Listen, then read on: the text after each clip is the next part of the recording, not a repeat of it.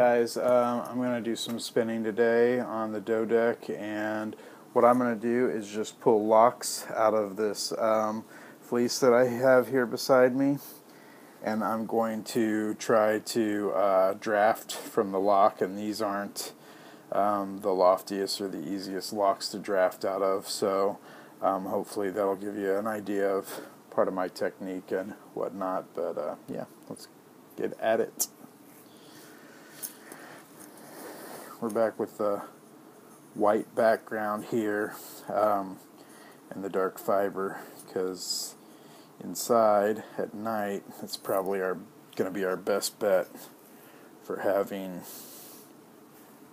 yarn that you can see while it's being spun. Alright, so I'm going to have to try to start a leader yarn here.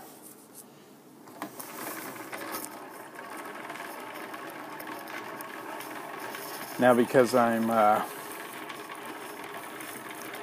just spinning from the lock, I'm not going to be able to do the long draw. If the fleece was lofty enough, that would work, but with this one having matted tips and whatnot, that's not going to be possible. I'm also using a high-speed spindle this week.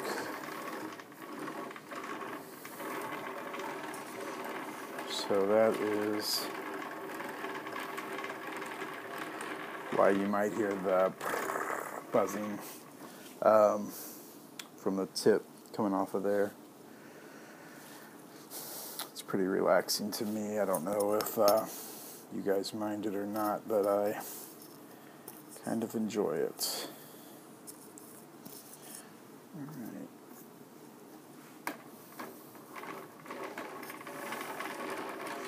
So like I said, I'm not able to do a long draw, which means I'm drafting this out with both of my hands, which is nice when you're dealing with the locks, because having two hands on a lock is more than enough to get done what you're needing to, and you're not spending any of that time prepping the fiber with combs or with cards, like hand cards, so it makes it worth a little extra effort here at the lock to free it up.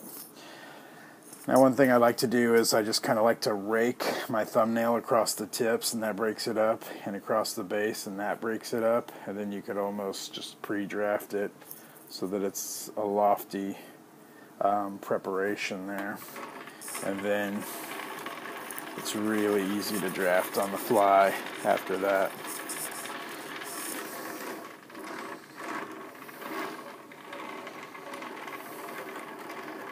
And I enjoy it. At this point, I think I make such good time doing a long draw that I would almost prefer to use hand cards to make my stuff lofty ahead of time, and then like make up the difference, of course, doing a really quick long draw on the fly. But for most people, I think this technique is actually going to be faster.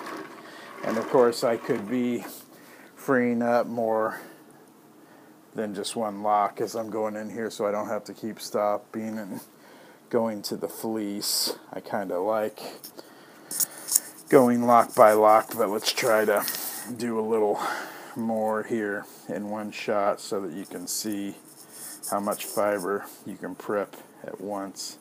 Again, you want to just like run your thumbnail over the base and the tip, and of course, if you're taking it out of the fleece like I am out of this bag, it shouldn't be hard to have it tip to tip. When I wash mine, I wash it the way it came off of the sheep, and then it's still in a mat the way it came off the sheep, even when I take to the spinning wheel and I'm pulling from a bag of dried, washed fleece. So that's what I'm doing tonight.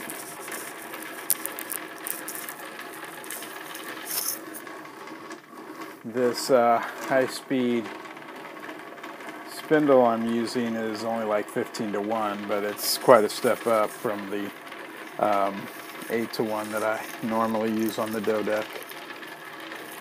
So it adds a good amount of twist pretty quick.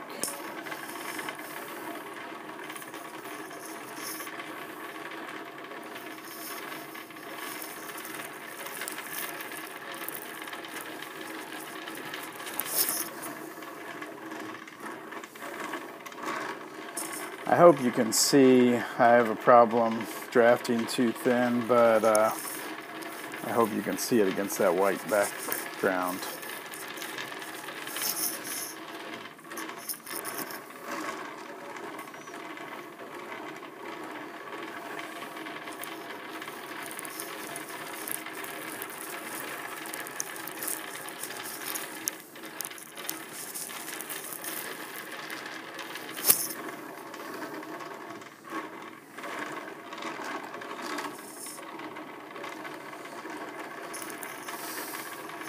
I've enjoyed filming these the last couple weeks. There's been some weeks that I wouldn't have gotten yarn really finished if I hadn't been spinning it on camera, so that was nice. Now those aren't weeks. It's not like that's the only yarn I did those weeks, but it's the only yarn I had to finish, which is nice to get it done and off of the quill so that I could get it applied and balled, and then like throw it in the stash so that I would have it to use.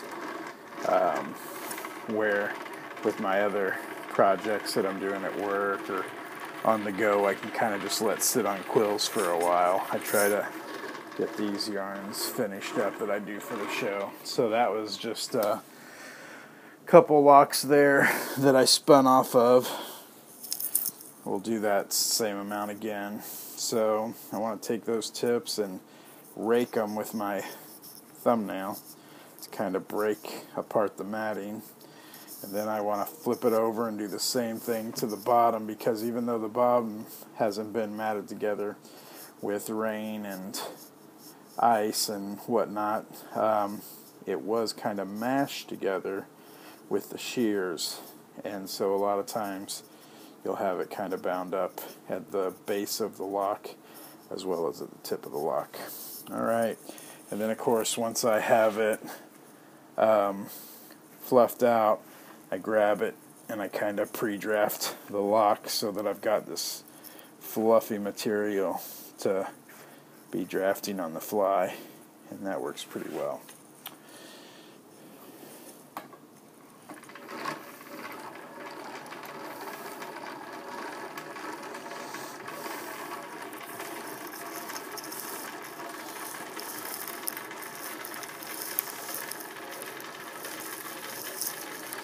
It's worth mentioning, and I don't know if I've said it before, but because I'm spinning on a spindle wheel, I don't have to have tension on this line, and that makes it a lot easier to draft, because I don't have something pulling on my fiber while I'm trying to get it to the right girth. So not only does it make it easier to draft finer, but it just makes it easier to draft as well, because you don't have to put tension on it until you've added a good amount of twist.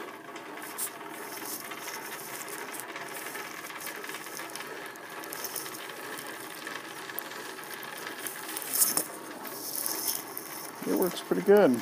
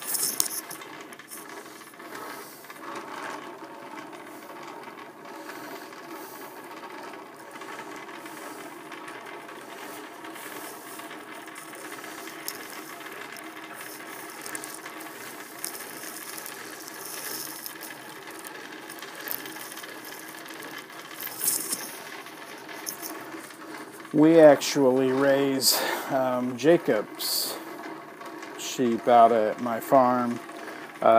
We live in town, but we have a farm about 20 miles outside of town where we raise the sheep, and man, their wool is amazing. Not all Jacob's wool is. It's all really good, but it's not all the softest. Ours is really soft, but the fiber that we have gotten from their herd that weren't off of our sheep, so we bought our sheep off this herd in Russellville, Missouri, and we still got some of the fiber from that herd even after we bought our girls and brought them home. And the fiber from that herd can be rough from time to time. To me, it's still a nice fiber, and I would still prefer it over some of the other breeds that I've had people give me. But our girls have very soft, long staple wool, and it's pretty nice. Although I will say that we have twin girls, and they both have different wool from each other, which makes me wonder how consistent the wool even is in Jacob's. And they were both, like, their mother and their father were Jacob sheep, but when I look at a Jacob sheep, it really looks to me to be a cross between a sheep and a goat. Because a lot of times they have the appearance of a goat, but they have the wool of a sheep. And I bring that up because one of ours actually has wool more akin to a sheep, and then one of them has wool more akin to like an Angora goat or some other kind of fleecy goat.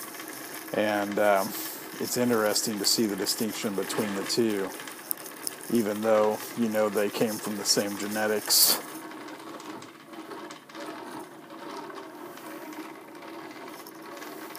One of ours has 4 horns and one of them has 3 horns.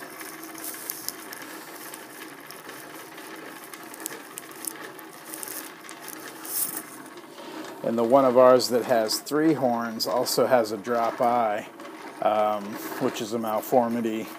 Which you see a lot of malformities in Jacob sheep because they're such an ancient breed.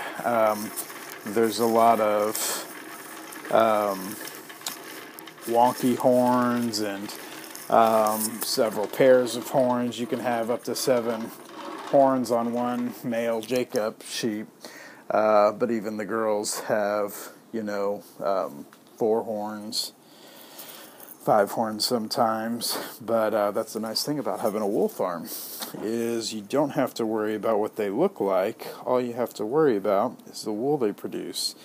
And the one that we have that has the drop eye and the malformed horn, the set of 3, she just has beautiful wool. So that's the great part of doing what we do on the farm. We're not breeding to make something that people want to see, and we're not raising for food. So we're really a place, and most wool farms would really be a place where you can accept genetics that aren't traditionally appealing to people who are raising animals. And I like that about our operation.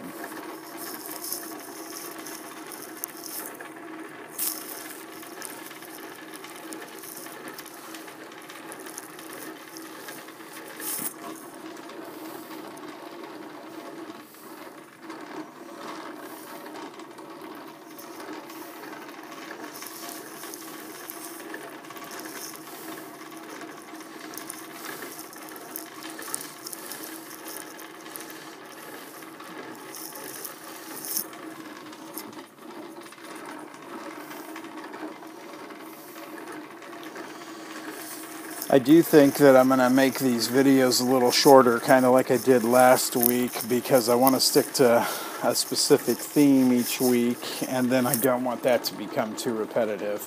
I want to be able to shoot enough video that you actually get to see what I'm doing, but not so that I just carry on and on with the same thing. So this lock will probably do it for this week. Maybe I'll be able to get outside and shoot something a little more sunny and nice for our coming episode.